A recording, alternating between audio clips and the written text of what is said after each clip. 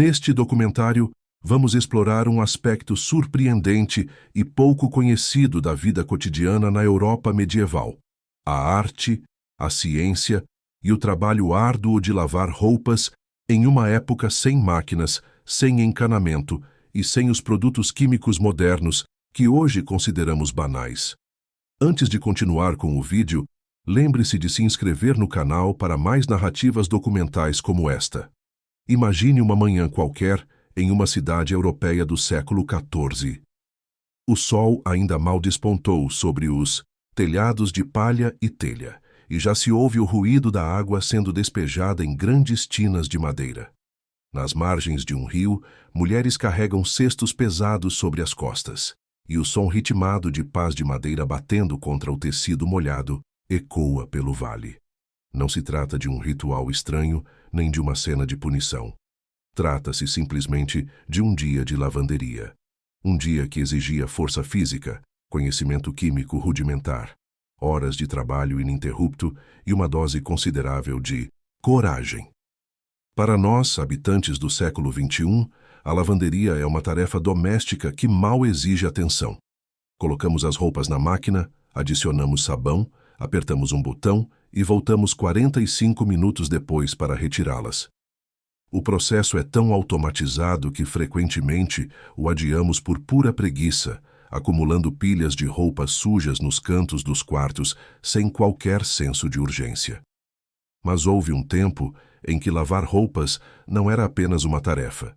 Era um evento, uma jornada e, para muitas mulheres, uma profissão inteira.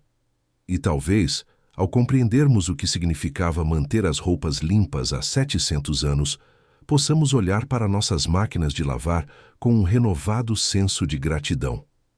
O ponto de partida para compreender a lavanderia medieval é desfazer um mito persistente e profundamente enraizado na imaginação popular. A ideia de que as pessoas da Idade Média viviam em sujeira permanente, indiferentes à higiene, envoltas em roupas imundas e fedorentas. Essa imagem, alimentada por séculos de preconceito e por representações cinematográficas pouco fiéis à realidade, não resiste a uma análise cuidadosa das fontes históricas. Manuscritos iluminados produzidos ao longo de toda a Idade Média mostram cenas domésticas nas quais roupas são lavadas, estendidas e dobradas. A regra de São Bento, datada de aproximadamente 516, já menciona a lavagem de vestimentas como parte da rotina monástica. Registros eclesiásticos, inventários, domésticos e até sermões religiosos fazem referência constante ao ato de lavar roupas, muitas vezes utilizando a lavanderia como metáfora para a purificação da alma. As pessoas na Europa medieval se preocupavam sim com limpeza.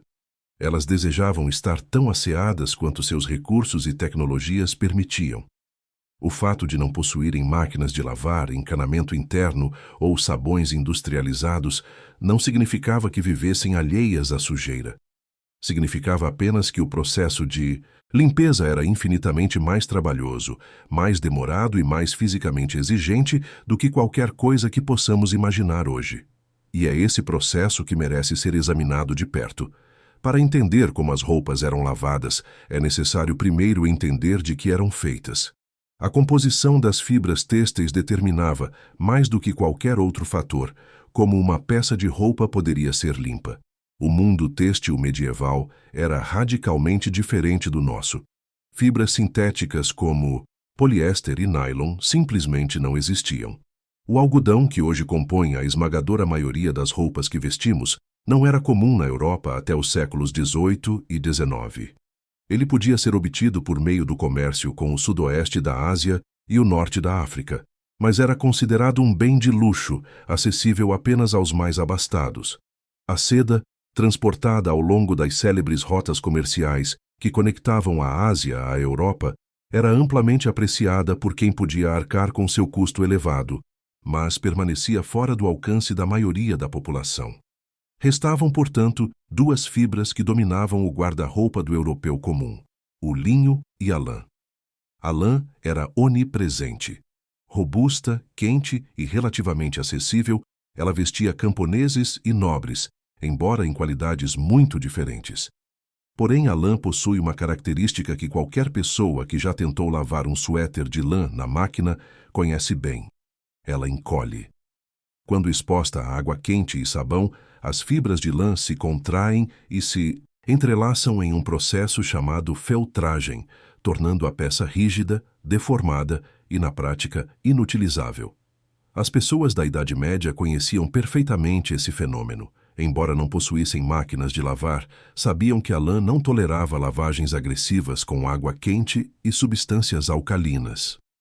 O linho, por outro lado, era uma fibra extraordinariamente versátil para fins de higiene. Obtido a partir da planta do linho, ele podia ser lavado repetidamente sem sofrer danos significativos. Após a primeira lavagem, praticamente não encolhia mais. Com o uso e as lavagens sucessivas, o tecido de linho se tornava progressivamente mais macio, mais confortável e mais agradável ao toque, sem perder sua resistência. Além disso, o linho possuía propriedades notáveis de absorção. Era superior ao algodão na capacidade de absorver suor e óleos corporais. Uma peça de linho vestida junto ao corpo poderia ser usada 2 ou 3 vezes antes de necessitar de lavagem, enquanto uma peça equivalente de algodão ficaria desconfortável e mal cheirosa ao final de um único dia de uso. Essa diferença fundamental entre linho e lã deu origem a um sistema de vestimenta que atravessou toda a Idade Média e persistiu até as primeiras décadas do século XX. A lógica era elegante em sua simplicidade: vestir uma camada de tecido lavável diretamente sobre a pele para proteger as camadas externas, mais difíceis de limpar. Na prática, isso significava que a primeira peça de roupa que uma pessoa medieval colocava pela manhã era feita de linho. Para as mulheres, tratava-se de uma camisa longa e ampla, frequentemente chamada de chemise, ou, no inglês medieval, smock. Para os homens, uma camisa semelhante, geralmente acompanhada de brais, uma espécie de calção interior também confeccionado em linho. Essas peças íntimas cobriam o corpo de maneira muito mais extensa do que as roupas íntimas modernas. Elas se estendiam dos ombros até abaixo dos joelhos, cobrindo braços e torso, e tinham como função primordial absorver o suor, os óleos naturais da pele e qualquer sujeira corporal, antes que esses elementos pudessem atingir as camadas exteriores de lã. Sobre essas peças de linho vestiam-se as roupas de lã: vestidos, túnicas, sobretudos, capas. Como a lã não entrava em contato direto com a pele, ela se mantinha limpa por muito mais tempo, necessitando apenas de cuidados pontuais e esporádicos. Esse sistema de camadas explica algo que frequentemente intriga observadores modernos. Por que as chamadas roupas de baixo, de épocas passadas, cobriam mais do corpo do que muitas roupas externas contemporâneas? A resposta está na função protetora dessas peças. Elas não eram pensadas em termos de pudor ou estética, mas como barreiras práticas de higiene, projetadas para serem lavadas regular e vigorosamente enquanto preservavam as roupas externas mais custosas. Na Europa medieval, o linho não era utilizado apenas para vestimentas pessoais. Ele era o material padrão para praticamente todo o têxtil que entrasse em contato com o corpo humano: toalhas, guardanapos, lençóis de cama, toucas e coberturas de cabeça. Um inventário doméstico de 1337, pertencente a Hugh Le Bever, proprietário de uma taverna em Londres, lista 7 lençóis de linho entre seus bens. Esses 7 lençóis juntos eram avaliados em uma quantia superior ao valor de uma colcha decorada com seda fina. O dado é revelador, em uma época em que tecidos representavam uma parcela significativa da riqueza de uma família. O linho, apesar de ser mais acessível que a seda, era valorizado por sua durabilidade e utilidade prática. Bons lençóis de linho duravam anos, possivelmente décadas, tornando-se mais macios e confortáveis com cada lavagem. Eram um investimento que se pagava ao longo do tempo. Compreendido o papel central do linho na vida doméstica medieval, podemos agora examinar o que significava, na prática, lavar essas peças. É importante notar que as fontes escritas sobre procedimentos de lavanderia durante o período medieval são relativamente escassas, especialmente nos séculos anteriores ao XV. Isso se deve, em parte, à natureza da produção literária da época. Livros eram raros e caros, e os temas considerados dignos de registro tendiam a ser religiosos, políticos ou filosóficos, não domésticos. Com a invenção da imprensa de tipos móveis por Johannes Gutenberg em meados do século XV, a produção de decentes livros se tornou mais acessível e temas práticos passaram a ser registrados com maior frequência.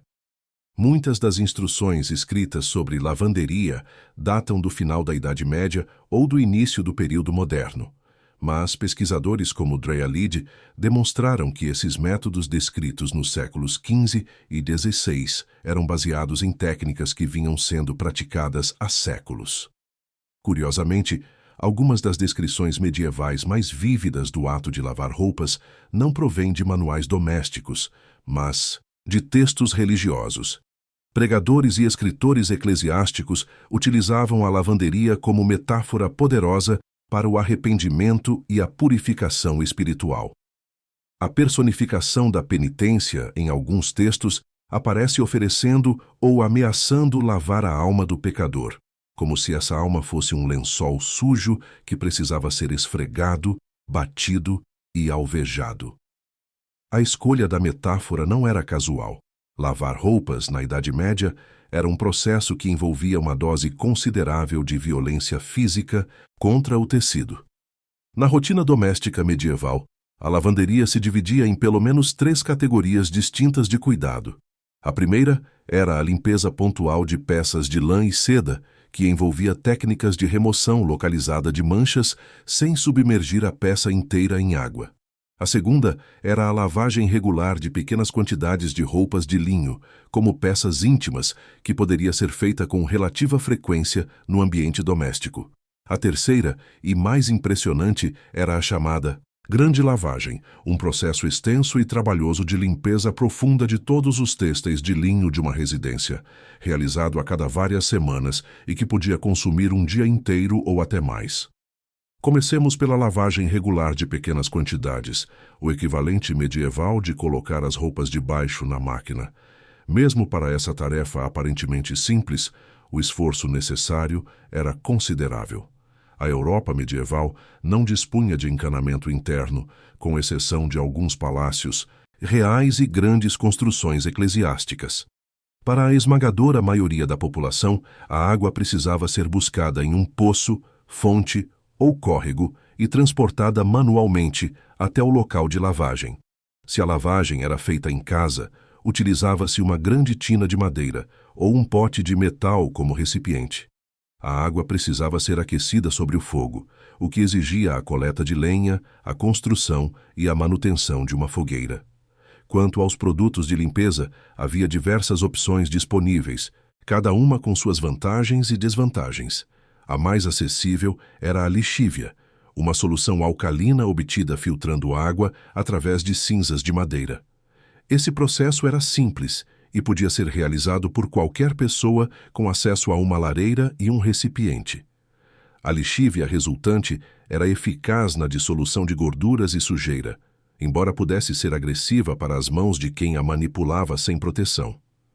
Outra opção era a saponária, uma planta da família Caryophyllaceae, cujas folhas e raízes, quando agitadas em água, produziam uma espuma suave com propriedades detergentes. A saponária era suficientemente gentil para ser utilizada na limpeza de tecidos delicados sem danificá-los, e era cultivada em jardins domésticos e monásticos por toda a Europa. O sabão propriamente dito também era disponível, embora sua qualidade variasse enormemente conforme a região geográfica e o poder aquisitivo do comprador. Nas regiões próximas ao Mediterrâneo, onde o azeite de oliva era abundante, produzia-se um sabão à base de azeite e um tipo local de potassa que resultava em barras sólidas, incolores e suaves o suficiente para serem usadas no banho pessoal. Esse sabão era de qualidade superior e custos mais elevados. Para quem vivia mais ao norte ou dispunha de menos recursos, A alternativa era o sabão líquido fabricado pela combinação de lixívia com gordura animal. Esse produto era consideravelmente mais áspero e podia apresentar coloração escura, quase negra. Versões mais refinadas, de cor branca, custavam mais e tinham menor probabilidade de manchar os tecidos.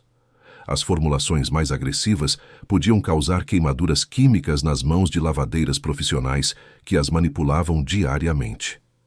Livros de receitas do início do período moderno descrevem a adição de ingredientes como alúmen ou ovos ao sabão para adaptá-lo a tipos específicos de tecidos ou manchas.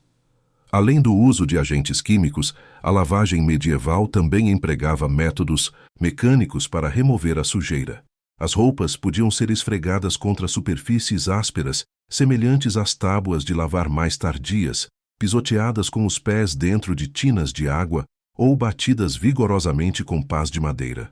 O enxágue era feito com água limpa e o excesso de umidade era removido torcendo o tecido com as mãos, uma vez que os mangles, dispositivos mecânicos para espremer água de tecidos, ainda não haviam sido inventados.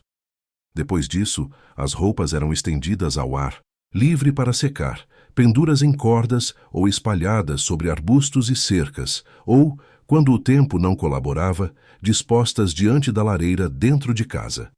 O tempo de secagem era de várias horas, e o resultado dependia fortemente das condições climáticas. Em resumo, para realizar o equivalente medieval de uma simples carga de roupas íntimas na máquina de lavar, era necessário transportar vários baldes de água, acender e manter um fogo, preparar ou adquirir produtos de limpeza, esfregar e bater cada peça individualmente, torcer o tecido molhado com as próprias mãos, estender tudo para secar e aguardar pacientemente, torcendo para que o tempo permanecesse firme. Todo esse esforço com as próprias mãos, sem qualquer assistência mecânica. Se a lavagem regular de pequenas quantidades já demandava tanto trabalho, a grande lavagem era um empreendimento de proporções verdadeiramente épicas, e compreende-se perfeitamente porque a maioria dos lares medievais a realizava apenas a cada várias semanas, ou até a cada poucos meses. Trata-se de um processo de limpeza profunda e alvejamento de todos os têxteis de linho de uma residência, realizado de uma só vez para justificar o imenso esforço envolvido. O linho branco, apesar de sua durabilidade, tendia a adquirir um tom acinzentado ou amarelado com o uso contínuo, mesmo quando lavado regularmente. A grande lavagem tinha como objetivo não apenas limpar, mas restaurar a brancura original dos tecidos, eliminando manchas persistentes, gordura acumulada e micro-organismos. O processo começava com um pré-tratamento prolongado das peças. As roupas e os têxteis domésticos eram imersos em uma solução alvejante e deixados de molho por muitas horas, às vezes durante a noite inteira. A substância utilizada para esse pré-tratamento podia ser a lixívia de cinzas, já descrita anteriormente, ou, de forma ainda mais surpreendente, a amônia, obtida a partir de urina fermentada. A ideia pode parecer repulsiva para a sensibilidade moderna, mas era uma solução perfeitamente prática e lógica. A urina humana, quando deixada em repouso por um período, fermenta e libera amônia, um agente alvejante e desengordurante eficaz. Esse método era gratuito, ao contrário do sabão e de outros produtos que precisavam ser comprados ou fabricados, e foi utilizado não apenas na lavanderia doméstica, mas também na indústria têxtil profissional, onde os pisoeiros utilizavam urina e argila para desengordurar e preparar tecidos recém-tecidos.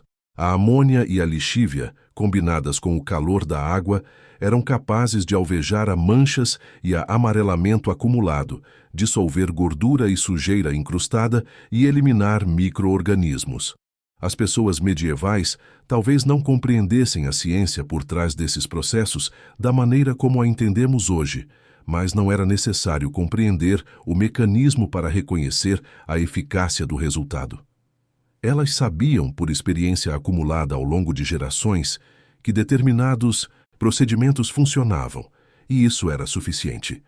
O Nuremberg Kunstbuch, um manual produzido no século XV para as freiras do convento dominicano de Santa Catarina, em Nuremberg, contém mais de uma dúzia de receitas para a limpeza de itens variados, desde roupas comuns até vestimentas religiosas de grande valor. Esse convento, fundado em 1295, era um centro ativo de produção têxtil e cópia de manuscritos.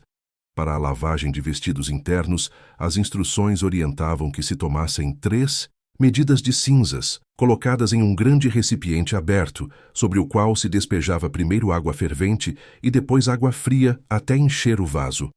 A solução devia ser coada através de um pano, e a peça era mergulhada nessa lixívia e lavada quando esfriasse, pois a água quente tornaria o tecido amarelo. As áreas mais sujas, como golas e mangas, deviam ser esfregadas diretamente com sabão. Terminado o pré-tratamento, vinha a parte mais fisicamente exigente do processo, o transporte das roupas encharcadas e pesadas até um curso de água corrente. Rios, córregos, fontes comunais ou casas de lavagem públicas eram os destinos, mas nem sempre ficavam perto. Roupas molhadas são extraordinariamente pesadas, e existem iluminuras medievais que mostram 2 servos carregando um único cesto de lavanderia entre eles, tamanha era a carga. Lavar roupas em um rio apresentava seus próprios perigos. No inverno, a água era gelada e as margens podiam estar cobertas de gelo, tornando-as escorregadias e perigosas. Rios que atravessavam cidades frequentemente recebiam poluição doméstica e industrial, e o risco de cair na correnteza era real e constante. O Hôtel Dieu de Paris, o mais antigo hospital da cidade, fundado por volta do ano 651, na Ile de la Cité, junto à Catedral de Notre-Dame, empregava um barqueiro especificamente designado para resgatar lavadeiras que caíssem no rio Sena durante as marés de enchente.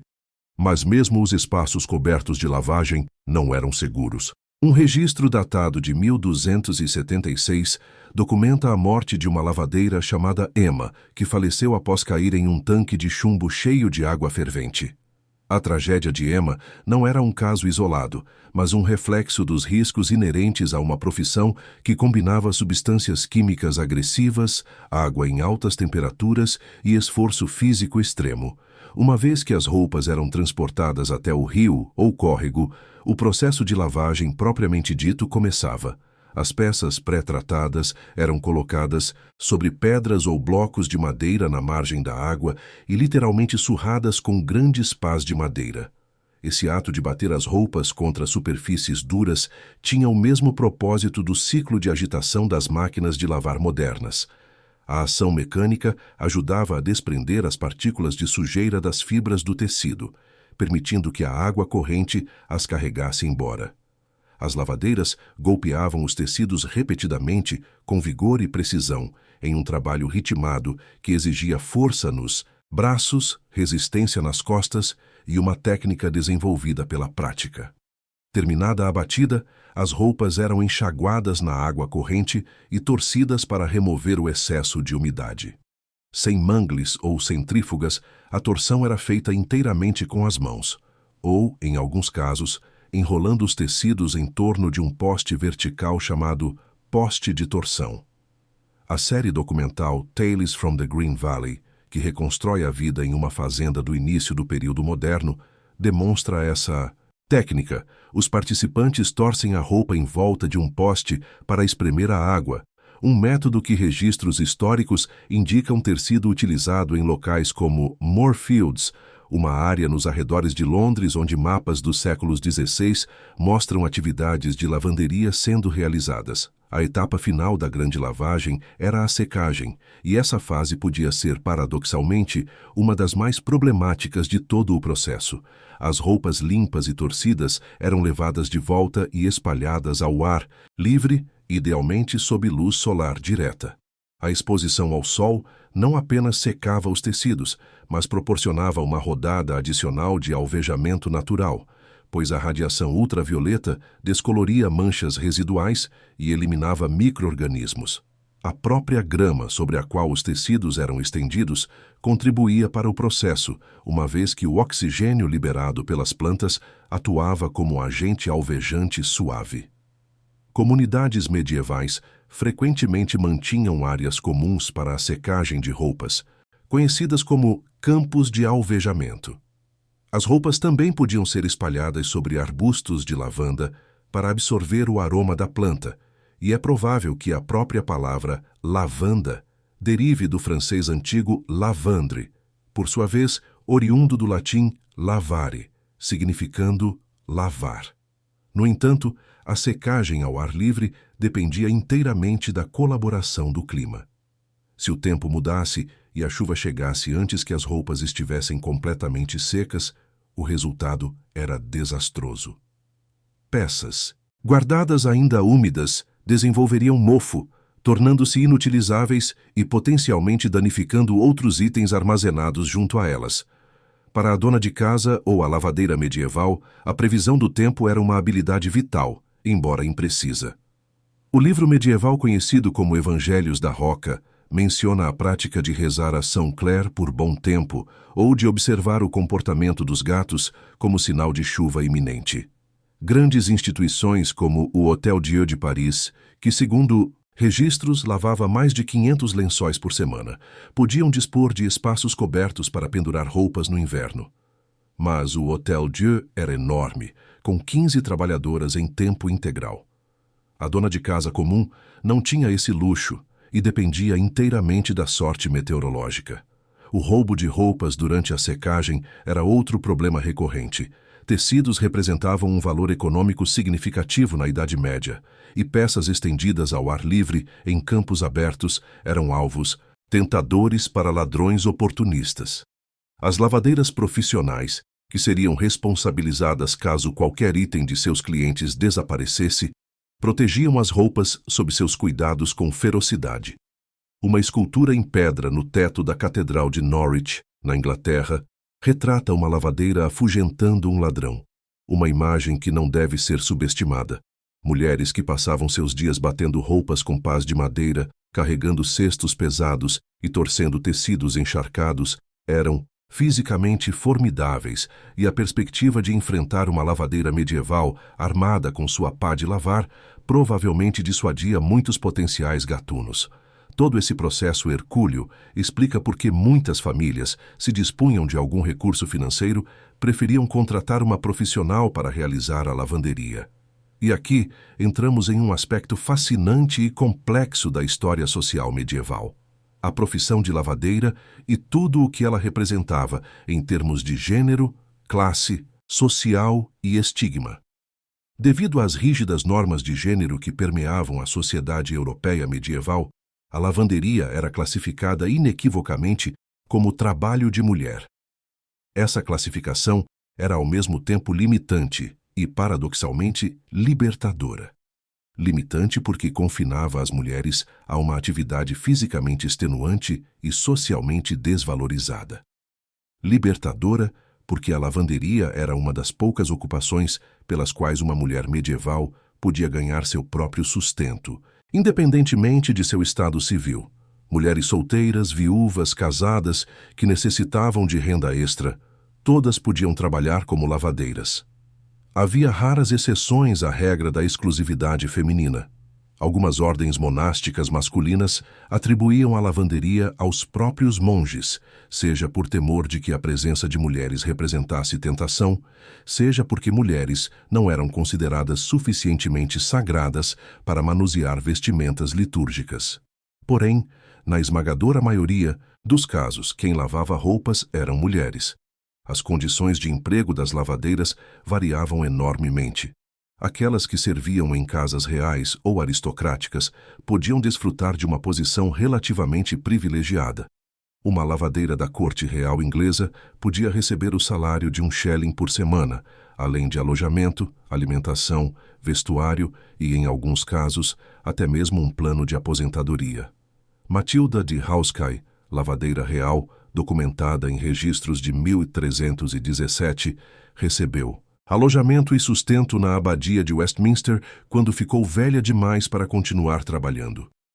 Trata-se de uma forma precoce de seguridade social para uma trabalhadora de baixo status, algo notável em uma época que não oferecia nenhuma rede de proteção formal para a maioria dos trabalhadores. A maior parte das lavadeiras, no entanto, trabalhava como autônoma. Elas mantinham uma clientela regular, semelhante ao funcionamento de um pequeno negócio moderno, e podiam ser remuneradas de diversas formas, por um estipêndio anual ou semanal, por carga de roupa, por peça individual, ou até mesmo por troca de serviços e produtos. Os registros financeiros sobre a remuneração de lavadeiras são fragmentários e esparsos, mas os dados disponíveis indicam que a tarifa habitual para a lavadeira regular de uma instituição religiosa girava em torno de 4 shillings por ano, acrescidos de pequenas bonificações ocasionais. Clientes individuais de alta posição social, como um funcionário da abadia de Westminster, podiam pagar entre 2 e 4 shillings por ano, ou aparentemente o dobro no caso de um monge, possivelmente porque o pagamento era calculado por peça de roupa. Para efeito de comparação, artesãos altamente qualificados como pedreiros e vidreiros recebiam de 3 a 4 pence por dia nesse mesmo período. Uma lavadeira que conseguisse acumular vários clientes importantes poderia obter uma renda razoável, mas a lavadeira comum provavelmente ganhava muito menos e com muito menos estabilidade.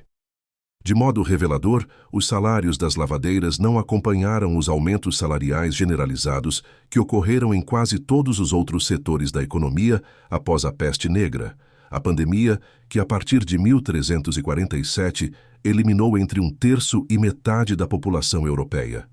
A escassez de mão de obra resultante levou a aumentos salariais em praticamente todas as profissões, mas as lavadeiras foram largamente excluídas, refletindo o baixo status social da profissão e a desvalorização sistemática do trabalho feminino. A marginalização social das lavadeiras ia muito além da questão salarial. O próprio exercício da profissão expunha essas mulheres a julgamentos morais e estigmatização que revelam aspectos profundamente perturbadores das normas de gênero medievais. Para evitar encharcar suas próprias roupas durante o trabalho, as lavadeiras arregaçavam as mangas até acima dos cotovelos e levantavam as saias acima dos joelhos ou até das coxas, expondo braços e pernas em uma sociedade que considerava tal exposição feminina como indecorosa ou provocativa. Além disso, as lavadeiras circulavam livremente pela cidade para coletar e entregar roupas, frequentemente desacompanhadas de homens, e se reuniam em grupos nos locais de lavagem, também sem supervisão masculina. Elas eram frequentemente as únicas mulheres vinculadas a grandes grupos masculinos, como casas nobres, exércitos em campanha e comunidades monásticas. A mentalidade medieval, confrontada com mulheres que expunham seus corpos, movimentavam-se com liberdade e conviviam em proximidade com homens, decidiu que a lavanderia não podia ser explicação suficiente para tudo isso. O termo lavadeira tornou-se, em muitos contextos, um eufemismo para trabalhadora do sexo. Essa associação difamatória não se baseava na realidade da maioria das lavadeiras, mas em preconceitos de gênero profundamente arraigados que tratavam a mera existência de mulheres independentes como algo intrinsecamente suspeito e moralmente duvidoso. A situação era agravada pelo fato de que mulheres que já eram consideradas socialmente suspeitas por serem pobres, solteiras ou ambas, e mulheres que efetivamente realizavam trabalho sexual, frequentemente trabalhavam também como lavadeiras, porque era uma das únicas formas de sustento acessíveis a elas. Rejeitadas por instituições de caridade de base religiosa, como hospícios e casas de esmola, que impunham critérios morais rigorosos para a admissão, essas mulheres desenvolviam redes de apoio mútuo fora das estruturas estabelecidas. Um caso documentado na Paris da década de 1270 envolve uma trabalhadora migrante chamada Nicole de Roubercy, que sofreu uma crise médica que a impossibilitou de trabalhar. Incapaz de recorrer aos serviços de assistência social formais, Nicole foi amparada durante sua recuperação por outras mulheres de baixo status social, em um exemplo de solidariedade entre as mais marginalizadas da sociedade medieval. Assim se formava uma rede informal, mas resiliente de mulheres fisicamente robustas, economicamente independentes, dotadas de seus próprios sistemas de apoio e operando fora do controle patriarcal. Para a ordem social medieval, construída sobre a subordinação feminina, essa realidade era profundamente incômoda. As lavadeiras que serviam em casas reais ou aristocráticas geralmente escapavam da suspeita moral, mas podiam ver-se envolvidas em intrigas políticas. Uma lavadeira que manuseava os lençóis e as roupas íntimas de figuras poderosas tinha acesso a informações potencialmente explosivas.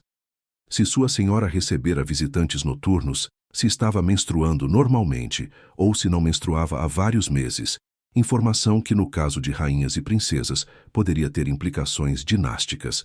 Não seria surpreendente se essa intimidade involuntária com os segredos dos poderosos fosse a origem da expressão roupa suja. Deixando o mundo do linho e das lavadeiras profissionais, voltemos agora aos tecidos que não podiam ser submetidos a esse tratamento rigoroso: a lã e a seda. Como já mencionado, a lã não tolerava bem o contato com sabão e água quente, e a seda, utilizada pelas classes mais abastadas para roupas de cerimônia e prestígio, era ainda mais delicada. Um enxágue ocasional em água fria não causava dano à maioria das peças de lã, mas mesmo essa operação simples apresentava riscos. Os corantes utilizados na Idade Média não possuíam a mesma fixação que os modernos, e uma lavagem, mesmo em água fria, podia fazer desbotar as cores do tecido. Em uma sociedade onde cores vivas e saturadas eram sinônimo de riqueza, pois tinturas intensas custavam significativamente mais, o desbotamento de uma peça equivalia a uma perda visível de status e valor econômico. A solução predominante para a manutenção de roupas de lã e seda era a limpeza pontual, ou spot cleaning, na qual apenas a área manchada recebia tratamento, sem que a peça inteira fosse molhada ou imersa. Diversos livros do final da Idade Média e do início do período moderno contêm receitas detalhadas para esses tratamentos localizados. As instruções frequentemente orientam o leitor a aplicar a solução de limpeza repetidamente sobre a mancha específica, em vez de lavar toda a peça. Um dos livros mais detalhados a esse respeito é o Tratado Doméstico do final do século XIV, conhecido como Le Ménagier, de Paris, frequentemente traduzido como O Guia da Boa Esposa. Esse texto, supostamente escrito por um marido parisiense de idade avançada para sua jovem esposa de 15 anos, era concebido como um manual completo para a administração doméstica, cobrindo temas que iam desde a culinária e o comportamento social até o cuidado com roupas finas. Embora não se rebaixe a tratar de algo tão mundano quanto a lavagem de linho, o Ménagier dedica atenção considerável à limpeza de peças de lã e seda de alta qualidade. O verjuice, um líquido altamente ácido, obtido a partir do suco de uvas verdes ou de outras frutas ácidas, é um tratamento frequentemente recomendado para manchas. Para tecidos de seda ricos, o autor orienta a embeber e lavar a mancha com verjuice, afirmando que a mancha desaparecerá. Tamanha era a confiança na eficácia desse produto que o autor aconselha manter verjuice sempre à disposição, descrevendo-o como útil para remover manchas de vestidos e restaurar suas cores, e confiável tanto fresco quanto envelhecido. Soluções de lixívia, muitas vezes preparadas com cinzas de tipos específicos de madeira para obter diferentes concentrações alcalinas, também eram amplamente utilizadas para a limpeza pontual. O Nuremberg Kunstbuch as recomenda especificamente para roupas de cor verde, enquanto o Guia da Boa Esposa sugere embeber cinzas ou penas de galinha em lixívia e esfregar as manchas com essa preparação. Para casos mais resistentes, a ciência de solução de lixívia podia ser reforçada com cal, uma substância intensamente alcalina e significativamente mais agressiva. A saponária encontrava aplicação também no cuidado de tecidos finos. O livro inglês do período Tudor, intitulado A Profitable Book, afirma que tecidos de escarlate ou veludo de qualquer cor ou tipo podem ser limpos pontualmente com o suco de saponária sem alterar suas cores. Vale notar que naquela época a palavra escarlate designava não uma cor, mas um tipo específico de tecido de lã de alta qualidade. Ingredientes absorventes como terra de pisoeiro, argila e pó de osso eram recomendados para a remoção de manchas de óleo ou gordura, funcionando ao absorver a gordura do tecido sem necessidade de dissolvê-la com substâncias químicas agressivas. Há, no entanto, um ponto no qual o sistema medieval de vestir linho lavável junto ao corpo e limpar pontualmente as roupas de lã apresentava uma falha evidente: as meias. Na Europa medieval, as hose, como eram chamadas, eram geralmente costuradas a partir de tecido de lã trançado e não tricotadas como as meias modernas. Se fossem lavadas da mesma maneira que os linhos, com água quente e sabão, as fibras de lã se feltrariam e as meias se tornariam inutilizáveis. No entanto, a lã possui naturalmente propriedades antimicrobianas que retardam o desenvolvimento de odores. Observações sobre o uso de meias de lã modernas sugerem que elas podem ser usadas por vários dias consecutivos antes de necessitarem de lavagem, ao contrário de meias de algodão, que ficam desconfortáveis após um único dia. É razoável supor que um proprietário de 2 ou 3 pares de meias de lã, que as arejasse entre os usos e as lavasse ocasionalmente com água fria e um dos produtos de limpeza mais suaves disponíveis, poderia manter um nível de higiene nos pés perfeitamente aceitável. Essa constatação nos conduz a uma reflexão mais ampla. O sistema medieval de camadas de linho sobre lã, longe de ser primitivo, era uma solução engenhosa e funcionalmente superior, em vários aspectos, ao hábito moderno de vestir algodão diretamente sobre a pele, pois o algodão absorve menos umidade, retém odores com mais facilidade e precisa ser lavado com mais frequência. As pessoas medievais não eram menos inteligentes do que nós. Elas trabalhavam com os materiais e as tecnologias disponíveis, e desenvolviam soluções práticas, sofisticadas e eficazes para os desafios de seu cotidiano. A história da lavanderia medieval é, em última análise, uma história de engenhosidade humana diante de limitações materiais, de conhecimento empírico acumulado ao longo de gerações e de trabalho físico extraordinário realizado majoritariamente por mulheres cujos nomes foram esquecidos pela história.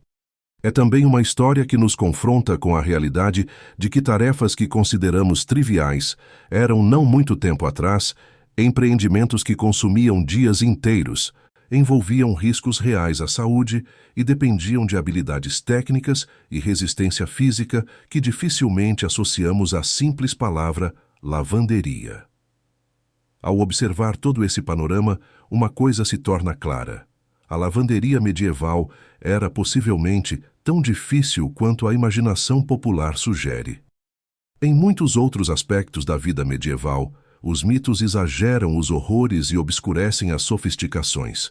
Mas no caso específico da lavanderia, os fatos confirmam a reputação. Lavar roupas na Europa medieval era um trabalho brutal, fisicamente devastador, quimicamente perigoso e totalmente dependente de fatores externos como o clima. As mulheres que realizavam esse trabalho enfrentavam não apenas a exaustão física, mas também o estigma social, a associação pejorativa com a prostituição e a exclusão de mecanismos formais de proteção. E ainda assim, muitas delas encontraram nessa profissão uma medida de independência econômica, construíram redes de apoio mútuo e defenderam seus meios de subsistência com determinação feroz. A próxima vez que nos encontrarmos adiando a tarefa de tirar as roupas da máquina de lavar, talvez valha a pena lembrar que estamos a poucos séculos de distância de um mundo onde essa mesma tarefa significava acordar antes do amanhecer, carregar baldes de água de um poço, acender fogueiras, preparar soluções químicas caseiras, bater roupas contra pedras em um rio gelado, torcer tecidos encharcados com as próprias mãos e rezar para que não chovesse. Não precisamos nos sentir culpados por reclamar da lavanderia moderna. Mas podemos sentir gratidão pelo fato de que nosso processo não envolve trabalho físico extenuante, queimaduras químicas ou urina fermentada. E podemos olhar para o passado não com condescendência, mas com respeito pela extraordinária capacidade humana de resolver problemas e preservar a dignidade, mesmo nas circunstâncias mais adversas. A história não foi uniformemente melhor, nem uniformemente pior do que o presente. Cada época possui seus triunfos e suas dificuldades. O passado medieval merece ser compreendido em seus próprios termos, sem a arrogância de quem julga retrospectivamente a partir do conforto de tecnologias que nossos ancestrais não podiam sequer imaginar. Se esta jornada pelo mundo da lavanderia medieval despertou sua curiosidade, se você aprendeu algo que não sabia, ou se passou a olhar para sua máquina de lavar com novos olhos, considere inscrever-se neste canal para acompanhar mais narrativas documentais como esta, que exploram os detalhes fascinantes e muitas vezes surpreendentes da vida cotidiana em outras épocas. Deixe seu comentário contando qual tarefa doméstica moderna você é mais grato por não ter que realizar da maneira antiga. E não esqueça de curtir este conteúdo para que mais pessoas possam descobrir as histórias extraordinárias que se escondem por trás das atividades mais comuns do nosso